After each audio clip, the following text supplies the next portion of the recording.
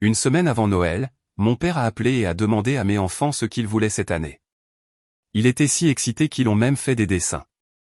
Mais le jour de Noël, quand nous sommes arrivés chez mes parents, il n'y avait pas de cadeau pour eux. Au lieu de cela, tout ce qu'il avait souhaité se trouvait devant les enfants de mon frère. Je n'ai pas dit un mot. J'ai juste rassemblé nos affaires. Le lendemain matin, je me suis réveillé avec 17 appels manqués et un seul SMS de ma grand-mère. Ce qu'il disait m'a noué l'estomac. Tout a commencé par un coup de fil qui, en apparence, semblait bien innocent. Je m'appelle Jordan, j'ai 34 ans et j'ai 2 enfants, Liam, qui a 7 ans, et Maisie, qui vient d'avoir 5 ans le mois dernier. Je travaille à temps plein comme chef de projet dans une entreprise de construction, et ma femme, Tara, reste à la maison avec les enfants, dirigeant cette symphonie chaotique qu'est notre foyer. La vie n'est pas toujours un long fleuve tranquille, mais nous nous sommes taillés une petite bulle de joie. Des pancakes le matin, des histoires avant de dormir, des salons en désordre remplis de chefs-d'œuvre au crayon. Noël est très important chez nous. Ça l'a toujours été. Pas seulement les cadeaux, mais la magie, les rituels, la décoration des biscuits, le visionnage de vieux films d'animation, le petit train qui tourne au pied de notre sapin. Nous essayons de rendre ce moment spécial. Alors, quand mon père a appelé une semaine avant Noël, je n'y ai pas réfléchi à 2 fois. Ce n'est pas l'homme le plus chaleureux, un militaire à la retraite, le genre à vous serrer la main fermement, mais il fait plus d'efforts ces derniers temps, ou du moins, il fait semblant. L'appel est arrivé un mardi soir. J'étais en train de nettoyer des spaghettis sur le sol de la cuisine pendant que Tara se battait pour mettre les enfants en pyjama. J'ai vu au papa clignoter sur mon écran, j'ai décroché, m'attendant peut-être à une brève prise de nouvelles ou à une question sur ce qu'il fallait apporter pour le dîner de Noël. À la place, il a demandé, « Tu peux me passer les enfants ? Je veux leur demander ce qu'ils veulent cette année. » J'ai cligné des yeux. Il n'avait jamais fait ça auparavant. Pas une seule fois. En grandissant, c'était le genre de père qui vous tendait une carte avec un billet de 20 $ à l'intérieur en considérant cela comme un geste sincère. Alors oui, j'étais surpris, mais aussi plein d'espoir. Peut-être qu'il changeait. Peut-être que tous ces petits efforts que nous avions faits pour rester dans sa vie, malgré la distance, portaient enfin leurs fruits. Liam et Maisie étaient aux anges. Ils ont tous les deux attrapé le téléphone comme si c'était un ticket d'or. Je suis resté là, une serviette à la main, à regarder leurs petits visages s'illuminer alors qu'ils énuméraient tout, des boîtes de Lego à une machine de karaoké rose. Papa posait des questions, prenait des notes, riait quelquefois, et a même dit, « D'accord, je vais voir ce que le Père Noël peut faire. » Quand l'appel s'est terminé, Maisie rebondissait littéralement sur le canapé. « Papy va m'offrir le micro », a-t-elle crié, et c'était parti. Nous étions en mode compte à rebours pour Noël. Ils ont passé la journée suivante à faire des dessins. Liam a croqué un vélo rouge pompier avec des petits trous. Maisie a dessiné un micro entouré d'étoiles, comme si elle planifiait déjà sa carrière pop. Nous les avons scotchés sur le frigo. Tara a même pris une photo des dessins et les a envoyés par texto à mon père, juste au cas où il aurait besoin d'un rappel. « Regarde-les », a-t-elle dit un soir, en regardant les enfants chanter Jingle Bell dans une cuillère et faire des tours sur eux-mêmes en pyjama. Ils sont vraiment excités. C'était gentil de la part de ton père. Je voulais le croire aussi. Mais pour être honnête, il y avait ce petit quelque chose au fond de mon esprit, comme un fil lâche qu'on ne voit pas tout à fait, mais qu'on sentirait. Parce que voilà le truc, mon père n'a pas que moi. J'ai un frère aîné, Brandon. Il a 38 ans, est marié à Julie, et a des jumeaux du même âge que Liam. Et bien que nous ayons techniquement grandi sous le même toit, nous aurions tout aussi bien pu être élevés sur des planètes différentes. Brandon est l'enfant chéri. Il l'a toujours été. À l'école, c'était l'athlète vedette avec les bourses et les trophées brillants. Moi, j'étais le gamin qui ramenait des notes correctes et des projets artistiques que personne ne regardait vraiment. Quand Brandon s'est marié, mon père a payé leur lune de miel. Quand je me suis marié, j'ai eu une tape ferme dans le dos et un « tu t'en sortiras très bien ». J'ai cessé d'attendre grand-chose de lui il y a longtemps. Mais cette année, il a tendu la main à mes enfants. Il a fait une promesse. Ou du moins, c'est comme ça qu'ils l'ont vu. Et une partie de moi a osé penser que peut-être, il essayait de montrer qu'il tenait à nous, à sa manière. Le jour de Noël est arrivé, enneigé et calme. Tara avait emballé les cadeaux du Père Noël la veille, et nous avons chargé la voiture tôt. Nous passons toujours le matin de Noël à la maison, juste nous quatre. Pyjama, brioche à la cannelle, le chaos habituel. Ensuite, nous nous dirigeons vers la maison de mes parents vers midi pour le grand rassemblement familial. C'est la tradition depuis des années. Je ne vais pas mentir, je n'avais pas hâte aux conversations gênantes ou aux fausses modesties habituelles de Brandon, mais j'étais excité pour mes enfants. Ils étaient sur leurs 31, cheveux peignés, dessins rangés dans leur sac à dos pour les montrer à papy. J'ai même surpris Liam en train de chuchoter, « Tu crois que j'aurai le rouge ou peut-être le vert ?» Nous sommes arrivés chez mes parents vers 12h15. La même maison coloniale à 2 étages dans laquelle j'ai grandi. Lumière sur le porche, couronne sur la porte. L'allée était bondée. Le SUV de Brandon était déjà garé devant. En entrant, j'ai entendu des rires venant du salon. Les garçons ont couru devant. Ce que j'ai vu m'a glacé le sang. Le sol du salon était un cimetière de papier cadeau. Des rubans déchirés, des nœuds, des boîtes brillantes empilées haut. Les jumeaux de Brandon étaient déjà enterrés jusqu'aux genoux sous les jouets, voitures télécommandées, Lego, nouvelles tablettes. Et là, bien en évidence sur le tapis, le vélo rouge vif que Liam avait dessiné. Pas un vélo similaire, pas à peu près le même, mais exactement le même modèle, jusqu'aux petites roues blanches et aux autocollants de flammes. À côté, le micro de karaoké rose complet, avec le pied pailleté et la lumière disco que Maisie avait entouré dans un catalogue. Liam s'est figé. Maisie aussi, pendant quelques secondes. Ils n'ont même pas réagi. Ils ont juste fixé les objets. Puis Liam s'est tourné vers moi, la confusion froissant son visage. « Papa, c'est le mien ?» Avant que je puisse répondre, mon père est arrivé au coin du couloir, tenant une tasse de café et riant de quelque chose que Brandon avait dit.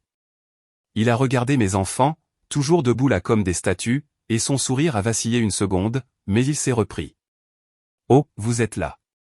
Joyeux Noël tout le monde. » Maisie a tiré sur ma manche. « C'est à moi, papa. » Je ne savais pas quoi dire. Tara s'est agenouillée près d'eux et a dit doucement, « Et si on allait s'asseoir un peu dans la cuisine ?» Sa voix était calme, mais j'ai vu le tremblement de sa mâchoire. Je n'ai pas fait de scène, je n'ai pas crié, je n'ai pas demandé d'explication. J'ai juste jeté un coup d'œil à mon frère affalé sur le canapé, un bras drapé sur le dossier, ne nous accordant même pas un regard, et je me suis dirigé vers le porte-manteau.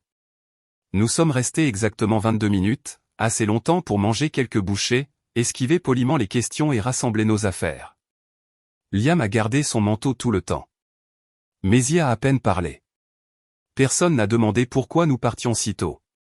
Cette nuit-là, je suis resté allongé dans mon lit à fixer le plafond pendant que Tara était assise à côté de moi, les bras croisés, chuchotant, il savait. Jordan, ton père savait exactement ce qu'il faisait. Je n'ai pas répondu. Je ne savais pas comment. Mon esprit revenait sans cesse au visage de Liam, à la façon dont il avait changé quand il a réalisé que le vélo n'était pas le sien. Comment il a baissé les yeux et a essayé de sourire comme si ça n'avait pas d'importance. Je n'ai pas dormi. Pas vraiment. À 6h43, mon téléphone a vibré. Puis encore et encore. 17 appels manqués de ma mère, de mon frère, même un de mon père. Mais aucun d'eux n'avait d'importance, car enfoui sous ces appels manqués se trouvait un simple SMS de ma grand-mère. C'était juste une phrase, et elle m'a noué l'estomac. J'ai fixé le message sur mon téléphone pendant un long moment avant de l'ouvrir. Juste une ligne de ma grand-mère, la mère de mon père, qui a 87 ans, toujours l'esprit vif comme une punaise, et qui reste habituellement en dehors des drames familiaux. Elle a toujours été calme, polie, le genre de femme qui tricote des pulls que personne ne demande et fait des tartes qui ont le goût de l'enfance. Elle n'envoie pas souvent de SMS, alors quand elle le fait, ça signifie quelque chose. Son message disait, « Ils ont dit aux enfants que les cadeaux venaient de ton père, pas du Père Noël. » Je me suis assis dans le lit si vite que j'ai fait sursauter Tara. « Qu'est-ce qu'il y a ?» a-t-elle demandé en clignant des yeux. Je lui ai tendu le téléphone. Elle l'a lu, a cligné des yeux à nouveau, puis a chuchoté, « Tu plaisantes, j'espère. » Non, je ne plaisante pas. Pas même un peu. Mes mains tremblaient. Pas exactement de colère, mais de cette sensation écœurante dans les tripes quand quelque chose que vous redoutiez déjà s'avère pire que ce que vous imaginiez. Ce n'était pas seulement que mes enfants n'avaient pas eu les cadeaux promis. C'était que mon père avait utilisé leurs souhaits pour jouer au Père Noël pour les enfants de Brandon. Mot pour mot, cadeau pour cadeau, comme si Liam et Maisie n'étaient qu'un catalogue dans lequel faire ses courses. Et ensuite, il s'en est vanté. Il a mis un nœud sur le tout et a dit « Regardez ce que papy vous a offert ». Ce n'était pas juste de la négligence. Ce n'était pas juste du favoritisme. C'était de la cruauté. Je n'ai pas répondu aux appels manqués. Je n'ai pas répondu aux SMS de suivi demandant « Pourquoi vous êtes parti si tôt ?» ou « Est-ce qu'on a fait quelque chose de mal ?» Je savais que si j'essayais même de leur parler à ce moment-là, je dirais quelque chose que je ne pourrais pas retirer. Alors, j'ai passé la matinée dans un brouillard, engourdi, à regarder les enfants jouer tranquillement avec les jouets de la maison. Tous les deux faisant semblant de ne pas remarquer l'absence des cadeaux dont ils rêvaient depuis une semaine entière. C'était la pire partie. Ils n'ont pas demandé, ils n'ont pas pleuré, ils ont juste accepté. Plus tard ce jour-là, Tara s'est assise à côté de moi sur le canapé pendant que les enfants regardaient un film. Elle s'est penchée tout près et a chuchoté « On n'y va pas l'année prochaine ». J'ai hoché la tête. Nous ne nous sommes pas disputés. Nous n'en avions pas besoin. Nous étions sur la même longueur d'onde. Comme si nous venions tous les deux de signer silencieusement un contrat. Je ne me sentais même pas triste à ce sujet. Juste fatigué. Fatigué d'être la dernière roue du carrosse.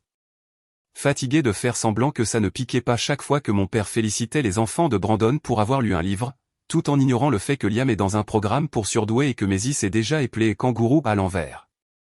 Ça aurait pu s'arrêter là. Mais ce n'est pas le cas, parce que le jour suivant, Brandon m'a appelé. J'ai laissé aller sur la messagerie.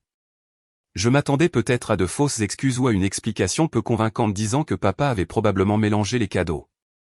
Je n'étais pas préparé à ce que j'ai réellement entendu. Et Jordan.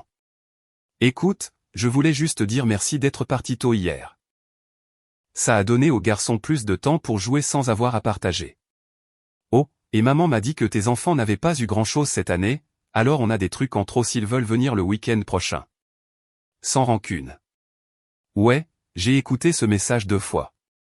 Puis une 3e fois, Tara debout derrière moi, les poings serrés. Il n'a pas vraiment dit ça. Il ne l'a pas fait. Oh, mais il l'a fait. J'ai sauvegardé le message. Je l'ai toujours.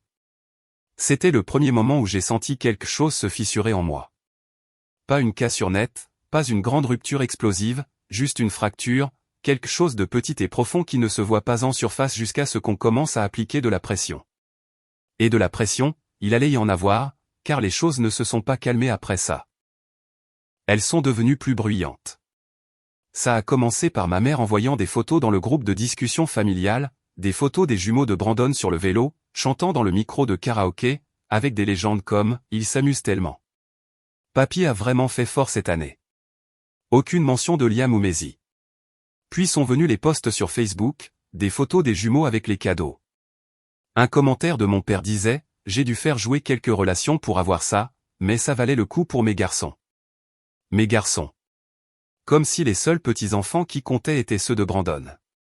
Tara a fini par craquer lorsqu'une photo du vélo rouge est apparue sur son fil d'actualité, partagée par Julie avec la légende « Oncle Jordan a dit que c'était celui que Liam voulait. » Bien vu, Jordan. Ça convient parfaitement à nos petits gars. Elle a fait irruption dans la pièce, tenant son téléphone comme s'il brûlait. Il jubile, a-t-elle dit, la voix tremblante. Il savait que c'était destiné à nos enfants, et maintenant il l'affiche. Je n'ai pas répondu. J'étais trop occupé à fixer mon propre écran, à relire le message de ma grand-mère, me demandant depuis combien de temps elle savait, me demandant si quelqu'un dans cette maison avait hésité, si quelqu'un avait regardé le vélo ou le micro en pensant « Attends, ce n'était pas ?»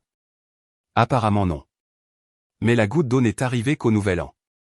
Nous avions prévu de le passer à la maison, juste nous 4. Tara a fait du popcorn, nous avons construit un fort avec des couvertures, et les enfants sont restés éveillés pour voir la boule descendre à Times Square pour la première fois. C'était une de ces nuits parfaites, le genre qui ressemble à une douce réinitialisation, une ardoise propre. Pendant un moment, je me suis laissé croire que nous passions à autre chose. Puis, vers 1h du matin, j'ai reçu un texto de ma cousine Rachel. Nous ne sommes pas particulièrement proches, mais nous avons toujours été amicaux. Elle était à la fête du Nouvel An chez mes parents, à laquelle nous n'avions pas été invités. Son message était court. Et, je pensais juste que tu devrais savoir.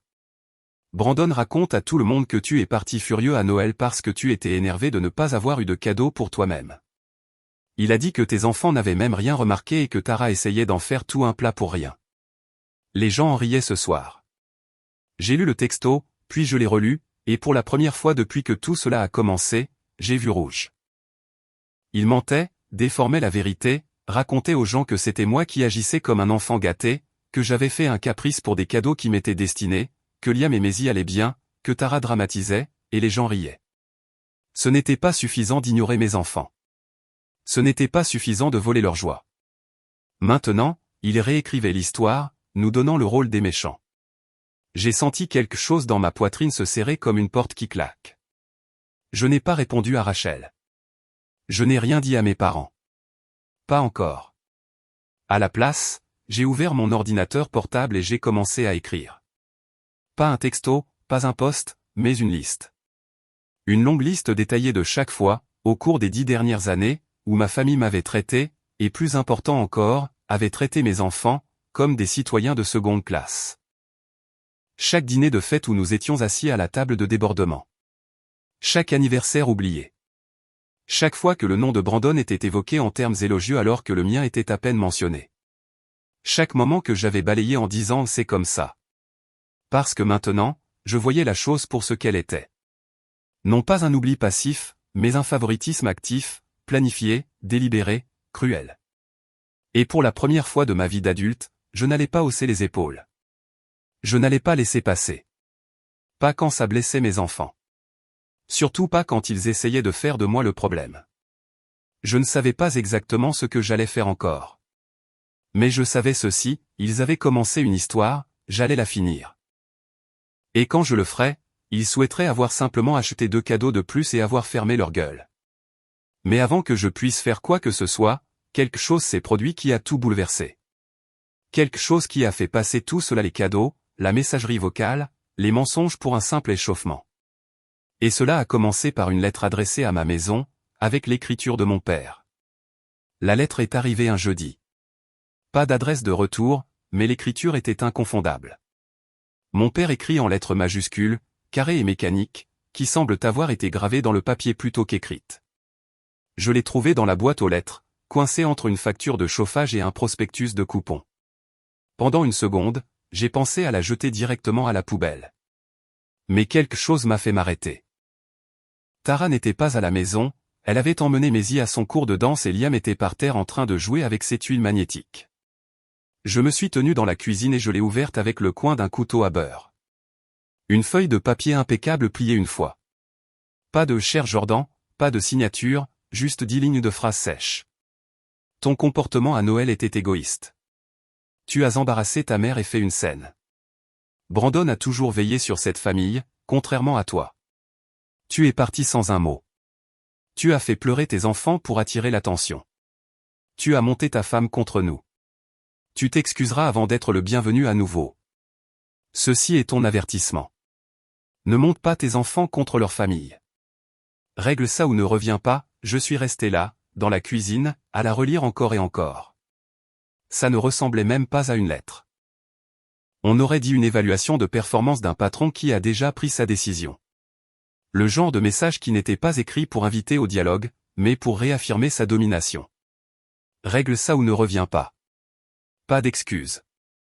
Pas de reconnaissance de ce qui s'était passé. Juste du contrôle. Cette même logique froide qu'il avait utilisée toute ma vie. Mon père ne croyait pas aux sentiments. Il croyait en la structure, la loyauté, la réputation, les apparences, et si vous perturbiez l'image qu'il voulait projeter, vous étiez le problème.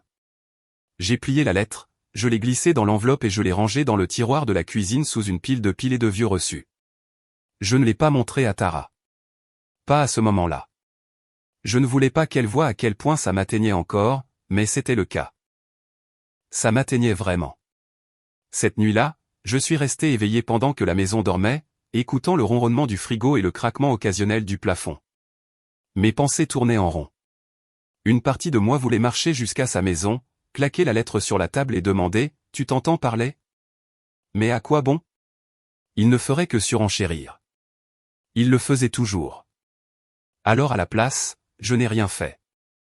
Et pendant quelques semaines, je me suis effondré. Ce n'était pas dramatique.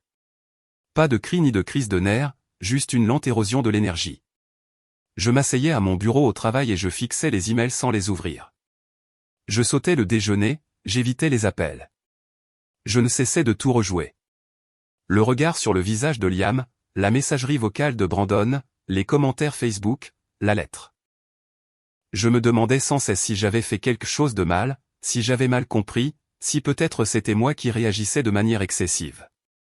C'était la partie la plus dommageable. Tara l'a remarqué. Bien sûr qu'elle l'a remarqué. Elle a toujours été connectée à moi, même quand j'essaie de me cacher derrière le masque du « je vais bien, juste fatigué ». Une nuit, mi-janvier, elle s'est assise à côté de moi après que les enfants se soient couchés et a dit doucement « Tu as le droit d'être en colère, Jordan. Tu n'as pas apporté tout ça tout seul. » Je n'ai pas répondu tout de suite. Elle s'est penchée et a entrelacé ses doigts avec les miens. Mais je ne les laisserai pas te briser. Pas encore. Je l'ai regardée, et pour la première fois depuis des semaines, j'ai laissé tomber mes épaules. Ce n'est pas seulement à propos de Noël, ai-je dit calmement.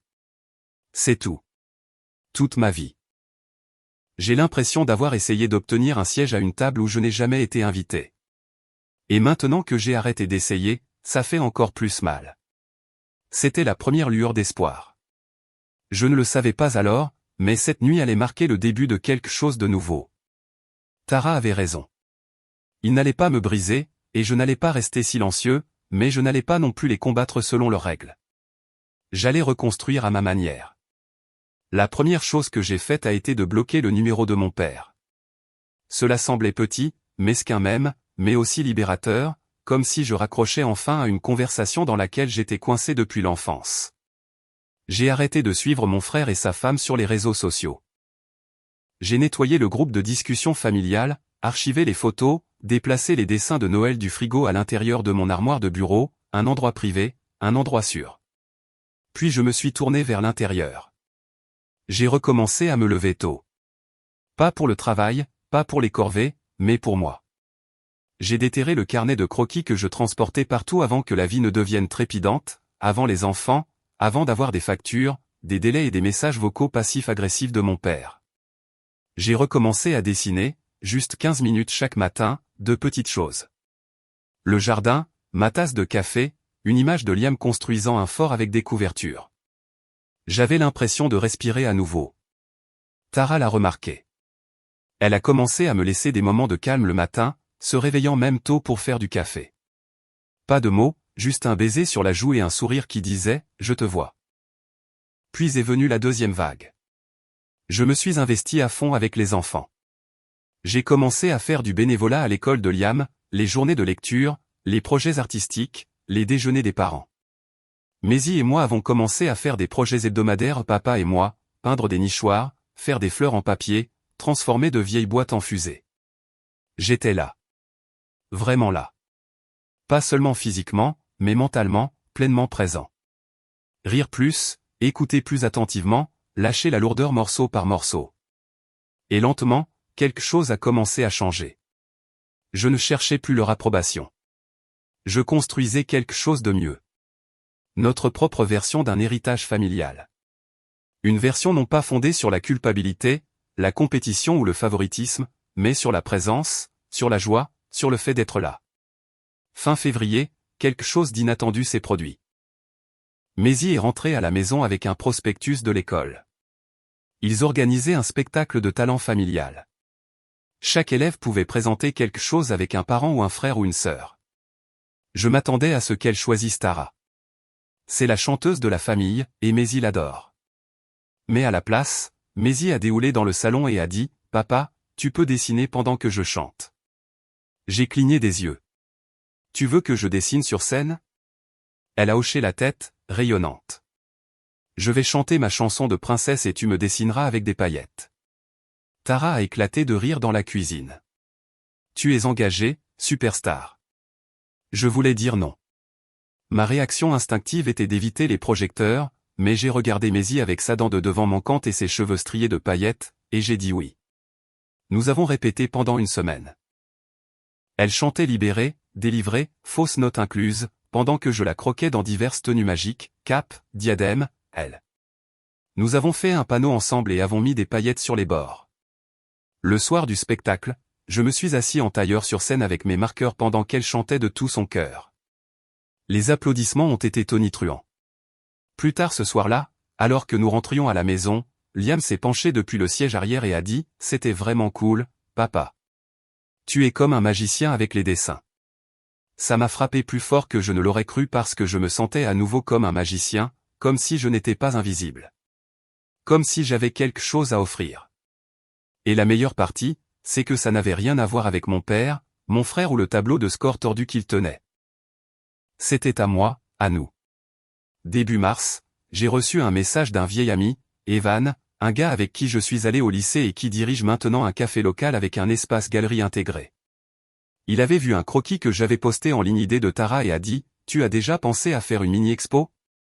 On a de la place. » J'ai hésité, puis j'ai dit « Oui. » J'ai passé 3 semaines à tout rassembler.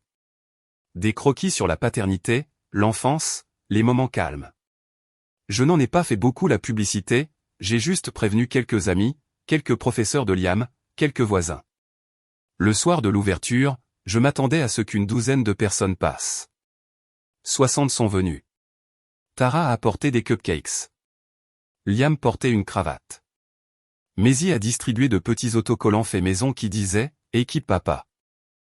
Je me tenais là, dans ce coin douillet du café, entouré de mon art, de ma famille et de gens qui s'intéressaient vraiment à ce que j'avais créé. Et j'ai réalisé quelque chose. Je n'étais pas en train de reconstruire. J'étais en train de m'élever, doucement, régulièrement, sans bruit, sans fanfare, juste un pas à la fois.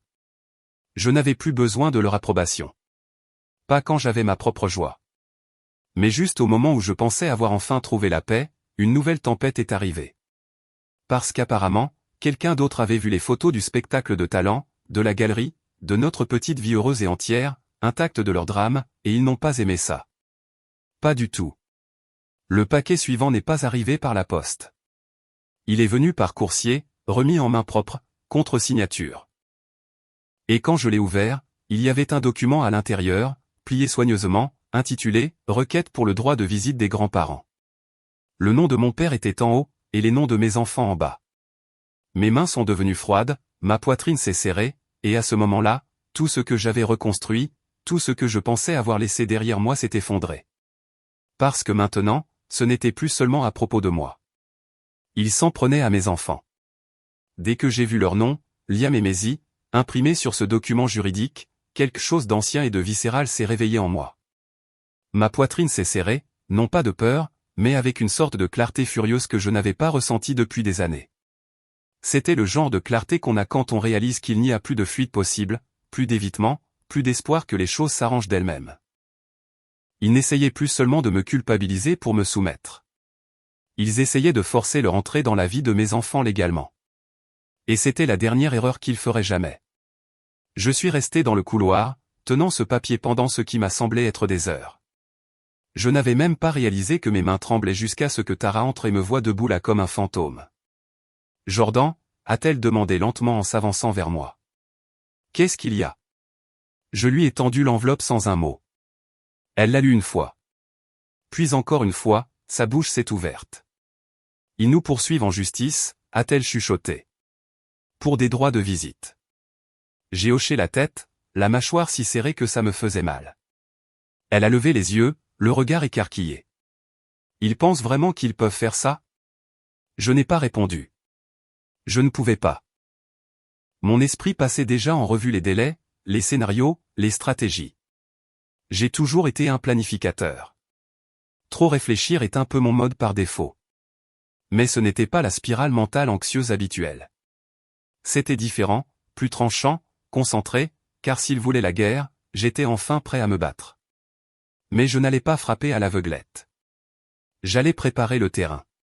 Le lendemain matin, j'ai fait du café, embrassé les enfants pour leur dire au revoir et je les ai déposés à l'école comme si c'était un jour comme un autre. Puis j'ai conduit directement vers un petit cabinet d'avocats en ville qu'un ami du travail m'avait recommandé. Je n'ai pas appelé à l'avance, je suis juste entré, papier en main, et j'ai dit, j'ai besoin de parler à quelqu'un qui sait comment gérer une requête de visite malveillante. La réceptionniste a haussé un sourcil et a dit « Vous êtes le 3e ce mois-ci ». 10 minutes plus tard, j'étais dans un petit bureau avec une femme nommée Claudia Langford, la quarantaine, costume strict, regard encore plus strict. Elle n'a pas perdu de temps en bavardage. Elle a lu la requête en silence, a hoché la tête une fois, puis m'a regardé et a dit « Ils n'ont pas de dossier, mais on ne va pas se contenter de défendre. On passe à l'attaque. » Je me suis penché en avant. C'est-à-dire ? On documente tout, chaque offense, chaque incident, chaque cas de négligence ou de préjudice émotionnel.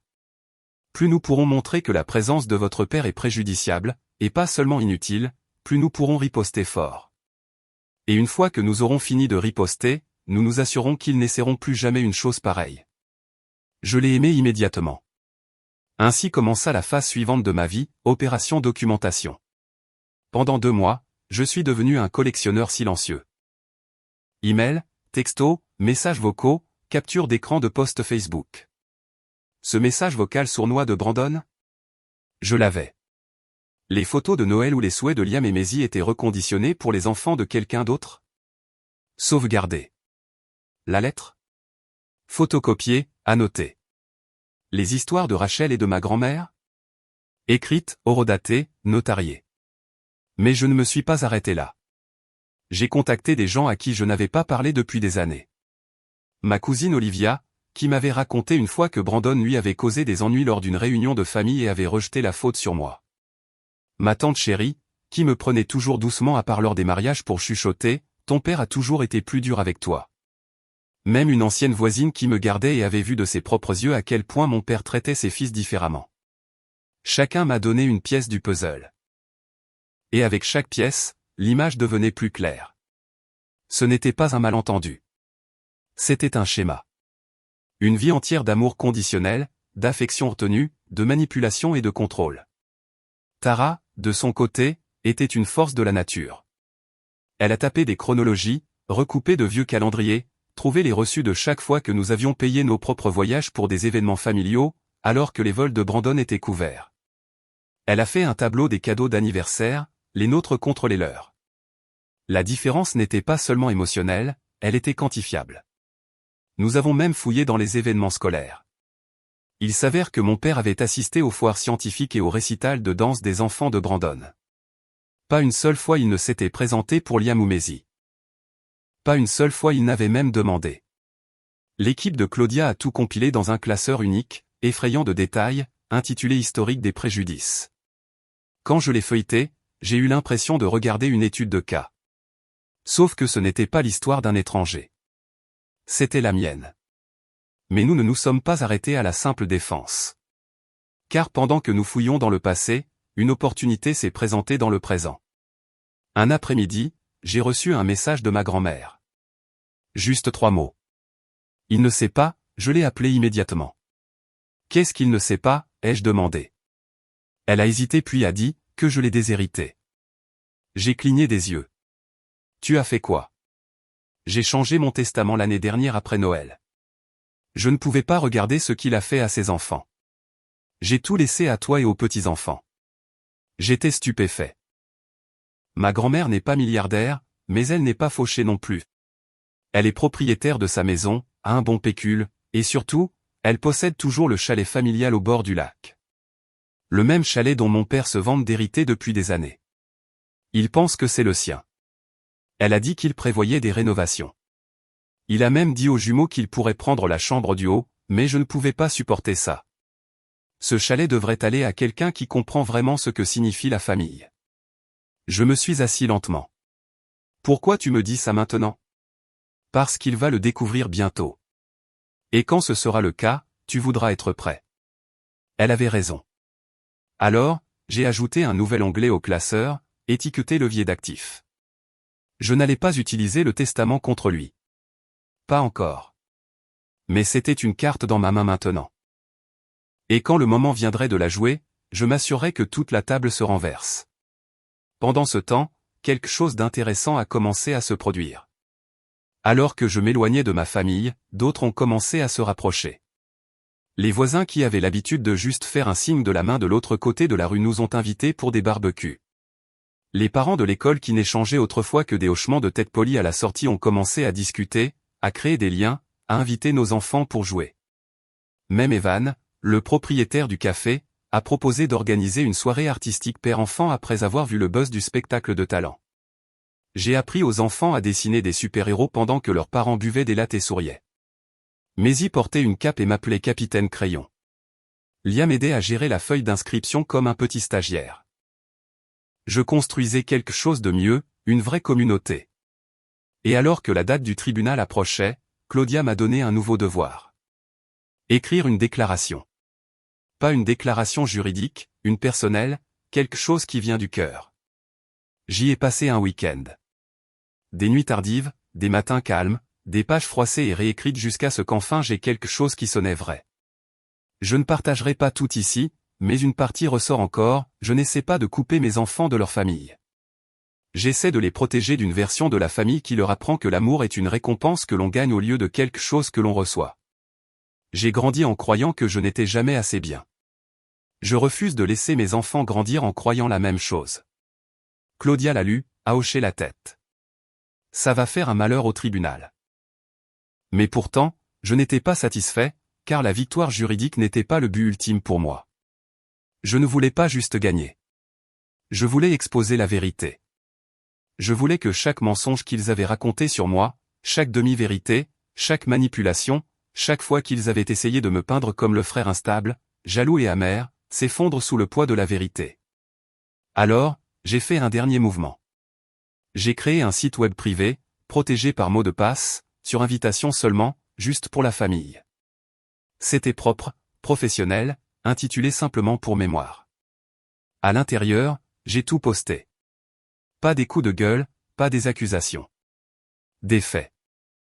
Capture d'écran, photos, messages vocaux, chronologie détaillée, déclarations de personnes qui connaissaient la vérité, vidéos de Liam et Maisy plein de joie dans la vie que nous avions construite, une galerie des œuvres d'art de l'expo au café, un comparatif côte à côte des cadeaux de Noël, la lettre, les papiers de visite, le changement de testament, expurger mes clercs. En haut, j'ai écrit « Vous n'êtes pas obligé de me croire, vous n'avez qu'à voir ». Et puis je l'ai envoyé à tout le monde. Tante, oncle, cousin, même la femme de Brandon. Puis j'ai attendu. Pour la première fois de ma vie, ce seraient eux qui seraient sur la défensive, parce que la vérité n'était plus quelque chose que je gardais à l'intérieur. C'était là dehors maintenant. Et qu'ils le veuillent ou non, le récit avait changé. Ils avaient commencé cette guerre. Mais j'avais passé toute ma vie à me préparer pour le jour où j'arrêterais de jouer la défense. Et au moment où cette audience a commencé, je n'entrais pas comme la brebis galeuse. J'entrais comme le loup qu'ils n'avaient jamais vu venir. 3 jours avant l'audience, mon téléphone a sonné alors que j'attendais dans la file pour récupérer les enfants à l'école. Numéro inconnu. J'ai failli l'ignorer. Probablement un appel automatisé ou une tentative désespérée de l'avocat de mon père pour discuter des conditions. Mais quelque chose m'a dit de répondre. Jordan ? C'était Rachel, ma cousine, celle qui m'avait averti la première des mensonges que Brandon répandait à la fête du Nouvel An. Je n'avais pas eu de nouvelles d'elle depuis des semaines. Et, ai-je dit prudemment. Quoi de neuf ? Elle semblait secouée. Tu dois voir quelque chose, mais ça ne vient pas de moi. D'accord. Une pause, puis un soupir. Vérifie tes emails. Je t'ai transféré des captures d'écran de l'ancien groupe de discussion de Julie. Elle l'a laissé ouvert sur son iPad pendant une séance de jeu. Je ne sais pas si elle l'a fait exprès, mais j'ai vu ton nom. Mon estomac s'est serré. Quel genre de groupe de discussion ? Celui où elle est avec les amis de fac de Brandon et certains de ses collègues. Ils blaguaient sur l'affaire de visite, se moquaient de tes enfants. Et sa voix a baissé.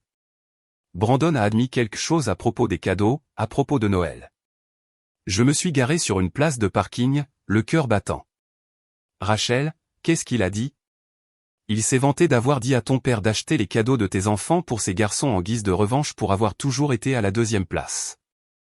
Il a dit qu'il voulait voir ce que ça faisait de voler la joie de tes enfants. Que ta réaction en valait la peine. Je n'ai pas dit un mot. Je n'avais pas à le faire. Rachel a chuchoté, tout est dans les captures d'écran. Je te les ai envoyées. Je ne pouvais juste. Je ne pouvais plus garder ça pour moi. Merci, ai-je dit doucement. Quand j'ai ouvert l'email, la première image était un en-tête de groupe de discussion intitulé Les Rois seulement, avec une bouteille de Crown Royal au bouchon qui saute. Les messages étaient pires que ce à quoi je m'attendais. Des blagues sur le chant de ma fille. Des moqueries sur le visage pleurnichard de Liam. Brandon écrivant, j'ai dit au vieux exactement ce que les morveux de Jordan voulaient. Je lui ai fait offrir aux jumeaux à la place. Le mec est devenu rouge pivoine. Julie a failli mourir de rire. Un autre message, tu crois qu'il aura un jour une colonne vertébrale? Le mec pleure parce qu'il est deuxième depuis 96. Il pensait être invincible, que personne ne regardait. Ils ont oublié la règle d'or de la trahison, quelqu'un regarde toujours. Et parfois, ce quelqu'un a une conscience. Avec la permission de Rachel, j'ai envoyé la capture d'écran directement à Claudia. Sa réponse est arrivée 5 minutes plus tard. Ils viennent de nous donner la victoire et de mettre le feu à leur propre maison. Cette nuit-là, j'ai tout imprimé et je l'ai glissé dans le classeur. Puis j'ai fait une dernière mise à jour sur le site privé. Un dernier onglet intitulé Intention, avec ses captures d'écran de chat, datées, vérifiées, non éditées. Le lendemain matin, j'ai reçu un appel de mon père. Je n'ai pas répondu. 1 heure plus tard, un message vocal est arrivé. Sa voix semblait différente, pas en colère, pas exigeante. Inquiète. Jordan, appelle-moi, s'il te plaît. On doit parler avant que ça ne devienne incontrôlable. Je ne savais pas. Je ne savais pas que Brandon avait dit ces choses. Je n'ai pas rappelé, parce que ce n'était plus mon travail d'expliquer les conséquences de ses choix. C'était son travail de les ressentir. Le jour de l'audience est arrivé, gris et froid. Le genre de jour où tout semble lourd. Tara me tenait la main dans le couloir du tribunal pendant que Claudia feuilletait le classeur comme un chirurgien se préparant pour une opération. Liam et Maisie étaient restés à la maison avec une amie. Nous ne voulions pas qu'ils soient près de tout ça. Mes parents sont arrivés avec 15 minutes de retard. Mon père portait son manteau militaire de cérémonie comme si ça signifiait quelque chose ici. Brandon est venu aussi pour le soutien. Julie ne s'est pas montrée. Elle a probablement décidé que ce n'était pas digne d'Instagram. Mon père ne m'a pas regardé, pas une seule fois. Claudia a fait tout le travail au tribunal. Calme, précise, chirurgicale. Elle a exposé l'affaire méthodiquement, documentant le long schéma de manipulation émotionnelle, d'exclusion et l'utilisation claire des cadeaux comme arme de contrôle. Puis elle a présenté les captures d'écran. Le juge a haussé un sourcil. Et celles-ci ont été vérifiées? Oui, votre honneur, a répondu Claudia. Elles ont été reçues par un membre de la famille dans le groupe de discussion, présentées volontairement, et correspondent au contact connu. La salle d'audience était silencieuse. Brandon est devenu pâle. Mon père m'a finalement regardé, mais je n'ai pas bronché. Claudia a conclu avec notre déclaration, la même que j'avais écrite des semaines plus tôt, celle qui disait « Je refuse de laisser mes enfants grandir en croyant que l'amour est un prix qu'ils doivent gagner ». Le juge n'a pas délibéré longtemps. Requête rejetée. Pas de visite. Aucun droit accordé. Le juge a même ajouté une note sur le préjudice psychologique potentiel dû à une malveillance démontrée. C'était fini. Ou du moins, c'est ce que je pensais. Alors que nous nous levions pour partir, Brandon a fait une erreur. Une dernière. Il a ricané juste assez fort pour que je l'entende. J'espère que tu profiteras bien du chalet de grand-mère, loser. Tu ne seras jamais lui. C'est là que j'ai su. Il ne savait toujours pas. Je me suis tourné lentement. En fait, dis-je, calme et posé. C'est déjà fait. Il a cligné des yeux. Fais quoi? J'ai souri. Profitez. J'ai emmené les enfants le week-end dernier. Le foyer extérieur marche super bien. J'ai réparé le quai aussi. Le visage de Brandon s'est tordu. Tu mens. Mon père s'est tourné vers moi, la bouche légèrement ouverte. Quel chalet? Tara a glissé son bras sous le mien. Elle a changé le testament. Il y a un moment. J'ai regardé mon père. Tu as dit à Brandon qu'il pouvait le rénover. Choisir une chambre à l'étage. Je suppose que tu aurais dû lire la paperasse. Pour une fois, ils étaient tous les deux sans voix. Pas de colère, pas de cris, juste le bruit de tout ce qu'ils pensaient contrôler leur glissant entre les doigts. Nous avons quitté le tribunal tranquillement. Pas de fanfare, pas de danse de la victoire, juste la paix. Des semaines ont passé. Le printemps s'est installé.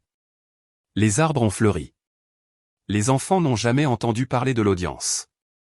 Ils n'ont jamais su la laideur qui les visait. Nous les avons laissés rester innocents. Tara et moi les avons emmenés au chalet à nouveau. Nous avons construit une balançoire dans le jardin, grillé des hot-dogs, fait des ricochets sur le lac. Liam a attrapé une grenouille et l'a nommée Capitaine Ribi.